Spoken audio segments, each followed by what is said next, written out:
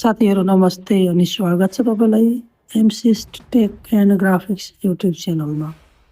आजको यो भिडियोमा हामी डेभलपर अप्सन कसरी इनेबल गर्ने भनेर सिक्न गइरहेका छौँ। यदि तपाईँ पनि आफ्नो मोबाइलमा डेभलपर अप्सन इनेबल गर्न चाहनुहुन्छ भने कृपया यो भिडियोलाई अन्तिमसम्म हेर्नुहोला।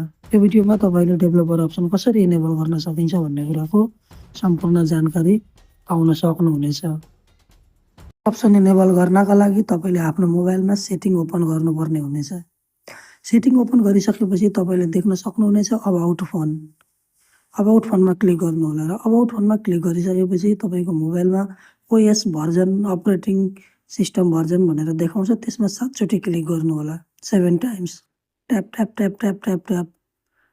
मेरो अलरेडी डेभलपर अप्सन इनेबल भएकोले गर्दा यहाँ नो निड भनेर देखाउँछ। तपाईँको now you're on developer option भनेर देखाउँछ।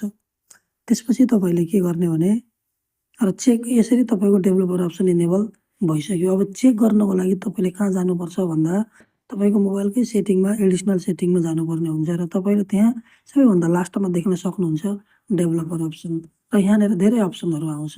तपाईँले आवश्यकता अनुसारको अप्सन इनेबल डिजेबल गर्न सक्नुहुन्छ र यहाँबाट तपाईँले आफ्नो फोनलाई कस्टमाइज गरेर न्यू लुक्स दिन पनि सक्नुहुन्छ। साथीहरू भिडियो कस्तो लाग्यो? यदि भिडियोलाई राम्रो लाग्यो भने च्यानललाई सब्सक्राइब गर्नुहोला।